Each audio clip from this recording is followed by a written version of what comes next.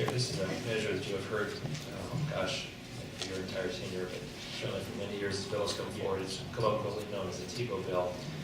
And many of the members, I think, were here from previous years, so I will be summary, but be happy to answer any questions. But you might recall the issue is that Virginia high schools allow homeschoolers to participate in many ways that make the decision at the local level. So some of them take classes, some of them participate in drama, they can participate in anything that happens within the school.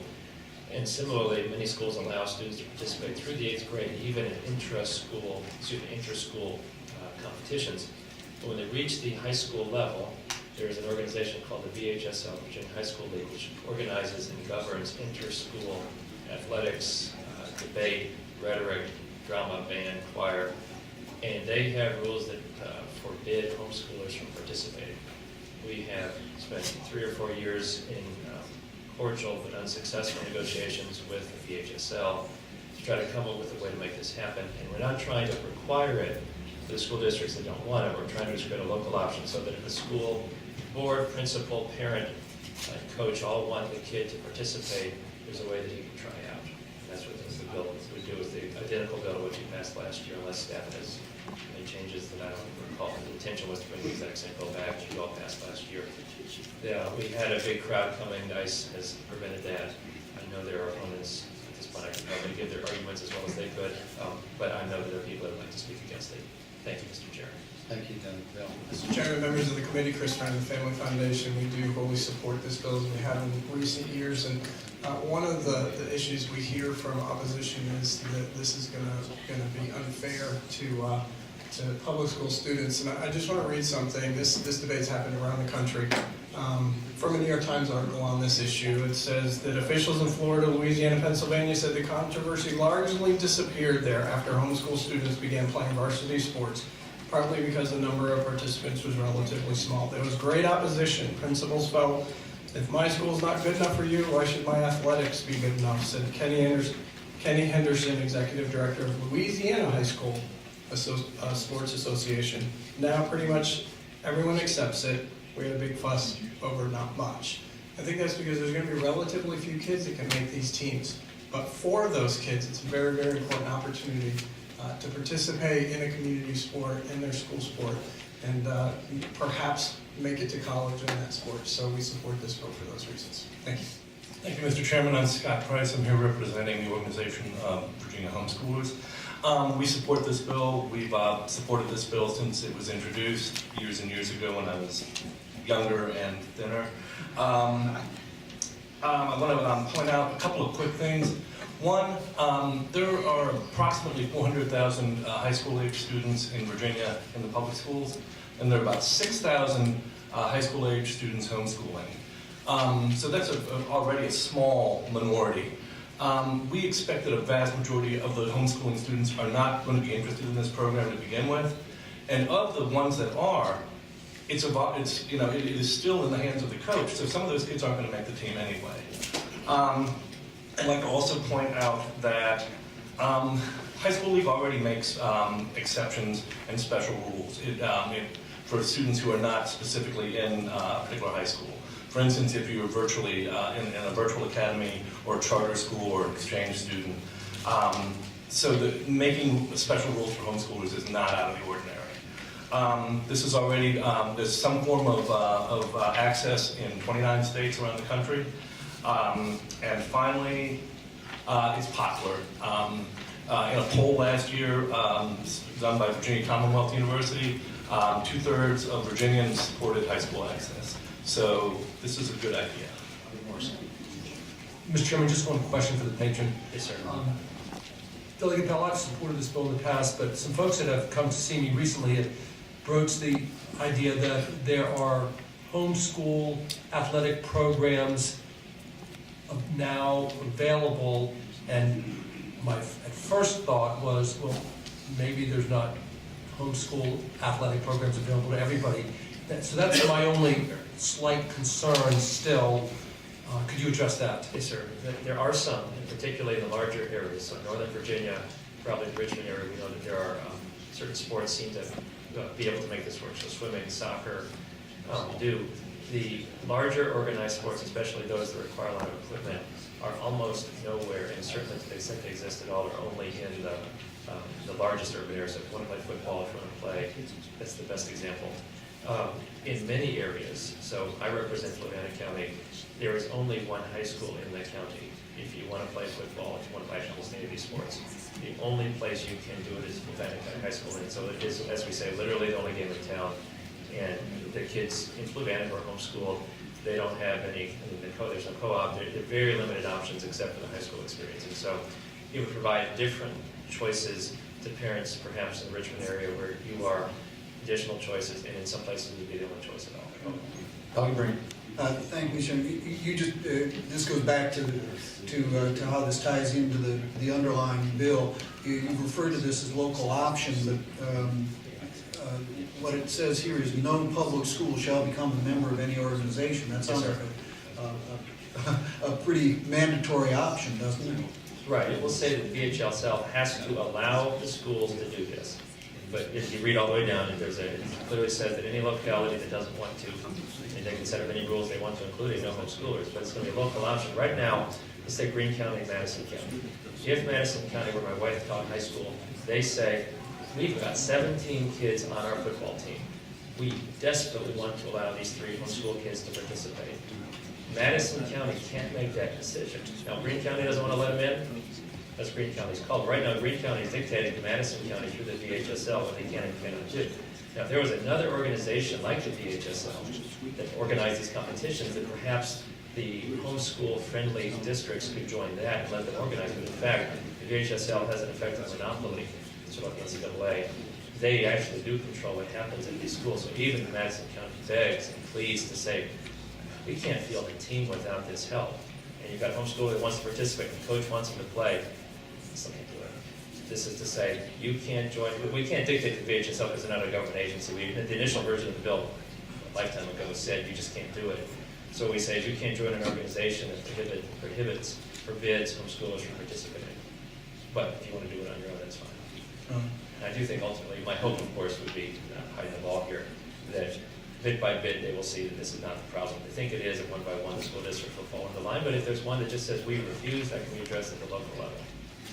Mr. Chairman, members of the committee, I'm Ken Tilley with the Virginia High School League. I'm here on behalf of our 313 member schools, and contrary to the belief that we exclude homeschoolers or we have rules against homeschool participation, we have rules that serve the 400,000 students who attend our member schools. The schools themselves govern the league, and for 100 years they've agreed on a common set of eligibility requirements for student participation. Yes, it would be easy for you to play by a different set of rules, or we object to a particular rule that the league has, but in order to have fair and equitable competition, in order to have a level playing field, the members of the league agreed to follow the rules and requirements that are adopted by the organization. There are 13 standards that apply for individual eligibility requirements. Only half of those rules are addressed by Delegate Bell's bill. And I would like to clarify that there are homeschool leagues. The president of the Virginia Homeschool Athletic Association totally opposes this bill. He recognizes that homeschool education is a choice. We respect those decisions. There are options. There are opportunities for participation. Students who don't participate in high school sports are not denied scholarships or the chance to be seen and recognized for their talents. So that's really not the issue. The issue, again, is fairness, is equity.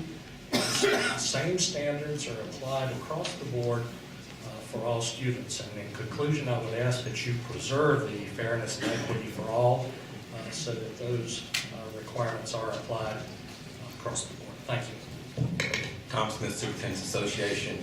we're opposed to this bill. I will comment, having been the superintendent of Fluvanna Schools, that as with other school divisions, there are homeschoolers that do participate in activities such as sport, but those homeschoolers enroll even on a distance learning fee. We do that in order to be able to take care of this equity issue so that we can monitor their education progress and how well they complete their work and timeliness, because in school it's not just your athletic ability that allows you to play, it's also how well you do academically and your behavior. Mr. Chairman, members of the committee, I'm Rob Lee Jones with the Virginia Education Association. Our legislative committee again unanimously took a position in opposition to this bill. People do make choices.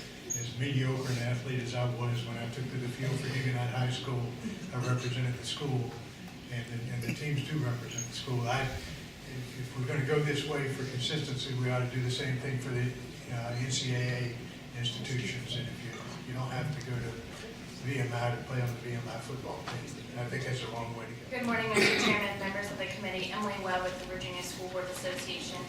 Unfortunately, we do not believe that this is a local option, and for the other reasons stated before, we are opposed to this bill. Good morning, Bev Lammy, Henrico County Schools. Our school board has had a long-standing opposition to this issue. I know there are people that disagree, but I think a couple things maybe that I'd like to bring to the table that we haven't heard.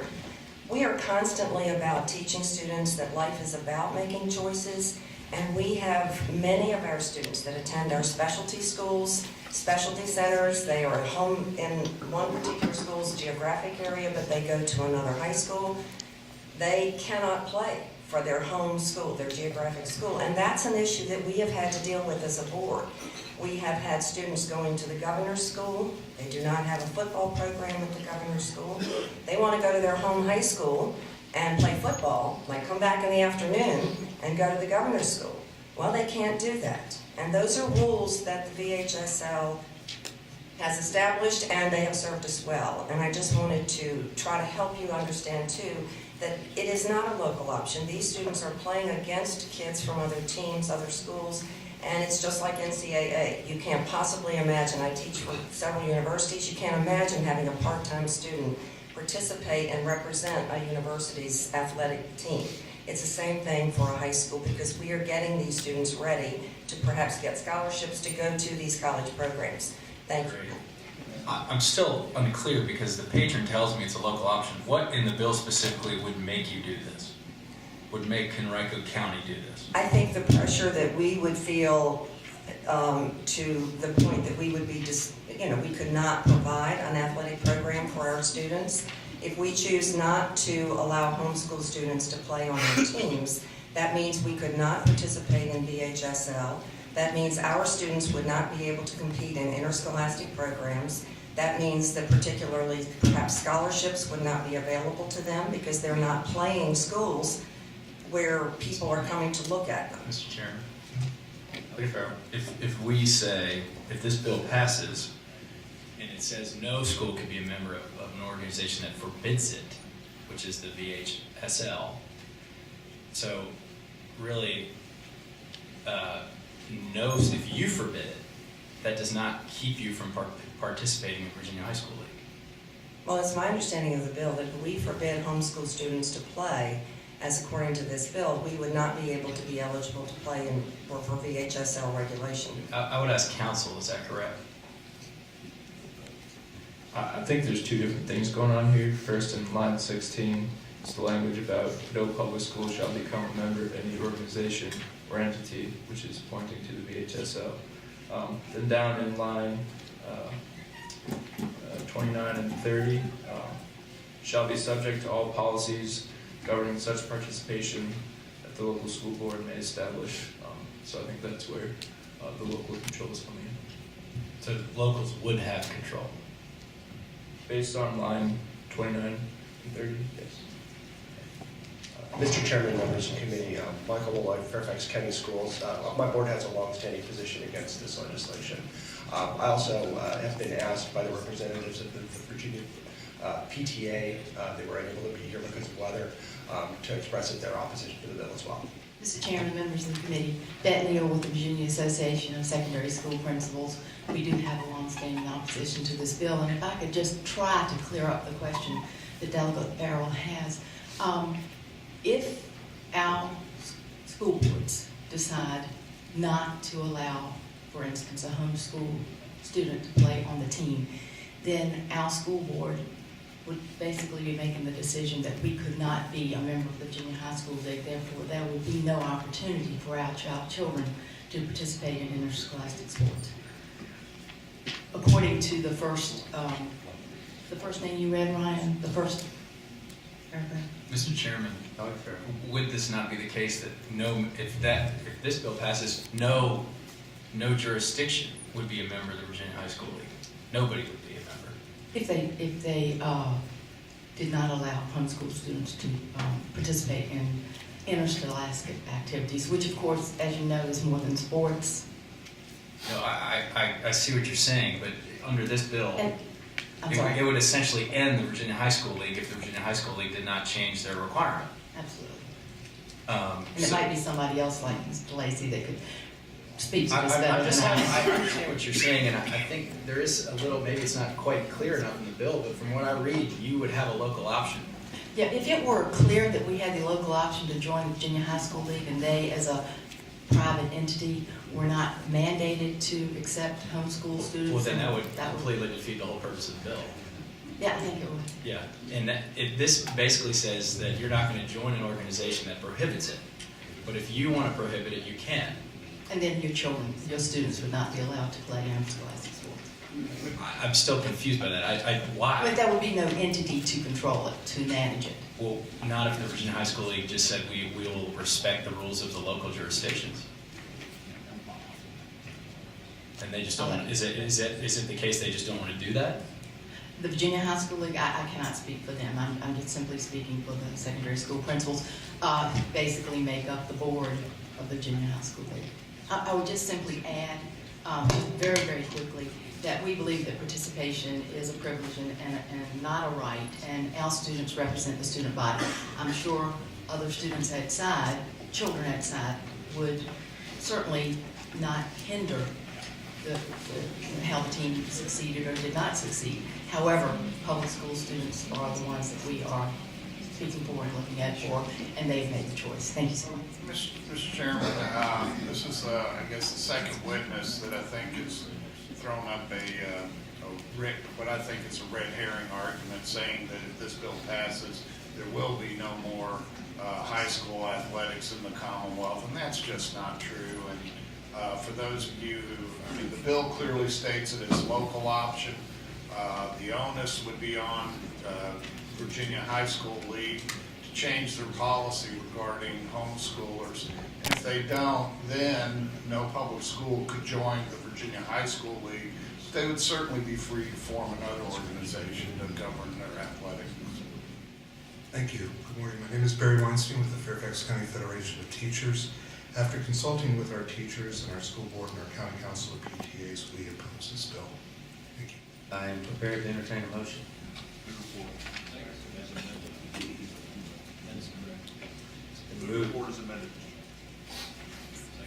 Moved and seconded to report the bill as amended.